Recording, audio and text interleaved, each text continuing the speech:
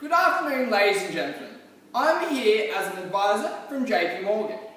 My name is Mackenzie Wale, and I'm going to be advising you and recommending what you should do with your Flight Centre shares.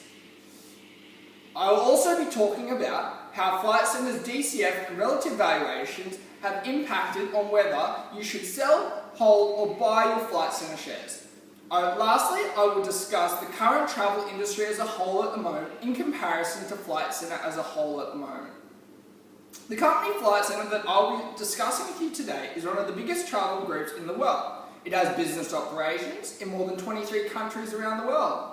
Additionally, Flight Centre has a massive company that is called Corporate Traveller under its conglomerate that networks throughout 90 countries around the world. It is the objective of Flight Centre to become the largest and most successful corporate traveller company by having business operations in more than 50 countries and 80,000 employees based around the world by the year 2035. As you can see from this table, market capitalisation for Flight Centre is $3,468 million and the market cap is $2,270 million. This shows that Flight Centre is very liquid, so if they were to experience a downturn in the market, they would have the liquidity to ride it out. Also, the future forecast of Flight Centre is that revenue is going to increase from $3,066 million going up, all the way up to until 2022, where it will be $3,316 million. This shows reasoning as to why to buy Flight Centre shares, as they are forecast to have incrementally larger revenue growth over the next 4 years. However, the current stock price is $34.40 and the price target is $37. The PBT margin is falling below 1%, which isn't meeting the target of 2% that Flight Centre has set as a goal. This shows targets aren't being met. Revenue margins have been falling due to online booking and more competition within the travel industry, which has eroded the ability for Flight Centre to charge service fees. Regardless, that Flight Centre isn't meeting its growth targets. The stock price is currently lower than what it should be according to JP Morgan report, and therefore it is recommended that the share price is bought. Reinforcing a major reason why Flight Centre should be bought is the positive earnings corporate travel has shown in this financial year to date in new growth areas such as the United States of America, which will increase revenue and market share as it only has 5% of the market share in the USA. Another reason to buy Flight Centre shares is due to the upgrade in the new GDS, Global Distribution System, which has caused a downturn in the Australian leisure business, but due to it now being complete, we will now see a rise in productivity, sales staff, and most advantageous numbers within Flight Centre. Also, the Flight Centre Enterprise Bargaining Agreement, the EBA, has been ratified. The direction of the company will now move back to cost cutting and growth for Flight Centre as a whole.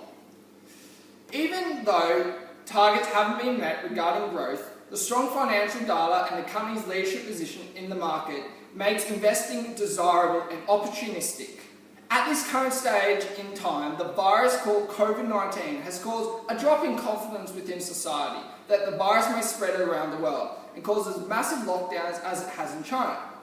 Additionally, the increase in competitors and ease of booking online means decreases in sales, and scandals such as the 2018 underpay can also frighten off investors. A DCF valuation was done in order to fund the value of investing in Flight Centre. To find a DCF, you fund the present value of the expected cash flows, discounted at the WACC of 8.5%, taking into account the terminal growth rate of 2%.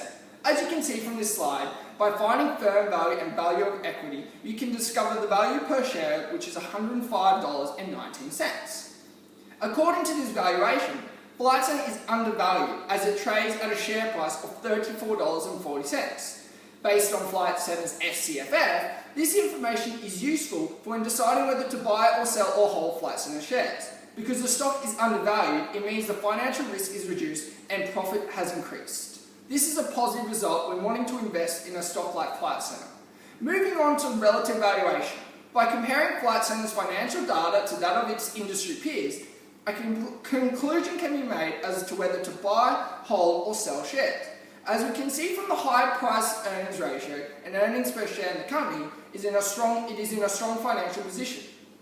The price to sales, dividends per share, profit before tax, and enterprise value are all indicating strong profits, demand and stability.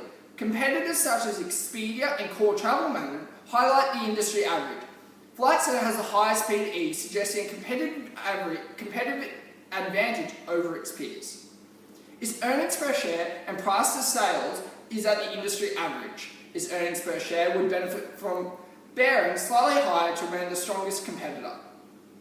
Flight Centre should be bought based on the DCF and relative valuation analysis. This is because they are undervalued. I believe that the additional reason that I advise that you buy Flight Centre shares is due to the impact that the coronavirus have had on the share price in lowering it slightly.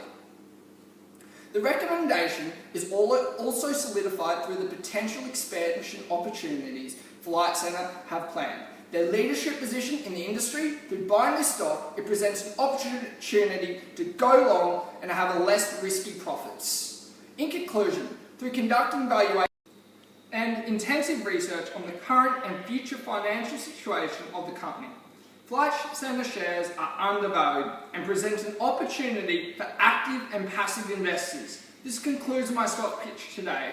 Thank you very much, and I hope you invest in Flight Centre.